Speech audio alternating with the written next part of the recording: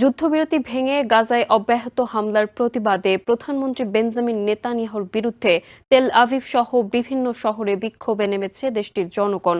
নেতানিয়াহুকে সরিয়ে অবিলম্বে নির্বাচনের দাবি জানায় বিক্ষোভকারীরা জেরুজালেমমুখী একটি মহাসড়কও অবরোধ করে রাখে। এর মাঝেই ইসরায়েলি পার্লামেন্টে নেতানিয়াহু হুমকি দিয়েছেন, জিম্মিদের মুক্তি না দিলে গাজার ভূখণ্ড দখল করবে ইসরায়েল। তবে বক্তব্য নিয়ে পার্লামেন্টে বিরোধী দলের তোপের মুখে পড়ে নেতানিয়াহু।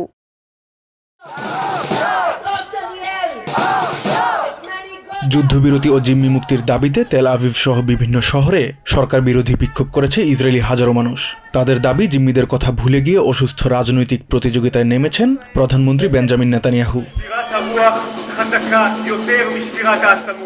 জিম্মিদের রক্ষা করতে নেতানিয়াহুকে সরিয়ে অবিলম্বে নির্বাচনের বিকল্প নেই বলে দাবি তোলেন বিক্ষোভকারীরা।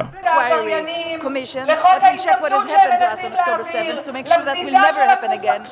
And third, this government is not legit anymore and we call for immediate elections. তারা জানান, জিম্মিদের ফিরিয়ে আনার পরিবর্তে ক্ষমতা ধরে রাখার জন্য বিচার বিভাগীয় সংস্কার চালাচ্ছে নেতানিয়াহু প্রশাসন। Instead of bringing or working on a deal for the bringing home the hostages, is continuing with the judicial reform which is going to change our democracy.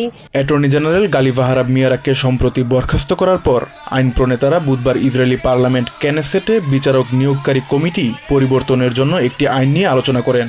তবে বিক্ষোভকারীদের আশঙ্কা, নতুন সাংবিধানিক সংকটের সূত্রপাত করতে পারে এই আইন। আইন প্রণেতাদের বৈঠকের সময় ইসরায়েলি বিক্ষোভকারীরা জেরুজালেমগামী একটি মহাসড়ক অবরোধ করেন। তবে এসব কিছুরই তোয়াক্কা করছেন না নেতানিয়াহু। পার্লামেন্টে এক বক্তব্যে তিনি বলেন, জিম্মিদের মুক্তি না দিলে গাজার ভূখণ্ড দখল করবে ইসরায়েল। গাজায় লড়াই অব্যাহত রয়েছে।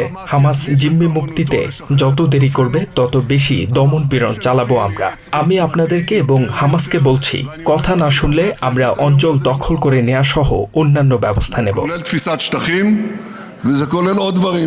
নেতানিয়াহুর বক্তব্যের মাঝেই তাকে উস্কানিদাতা বলে চিৎকার করতে থাকে পার্লামেন্টের বিরোধী দলীয় সদস্যরা। এ সময় হট্টগোল দেখা দিলে কয়েকজনকে সরিয়ে নেওয়া হয় বৈঠক থেকে। Fuad Hasan, TVN 24 news desk.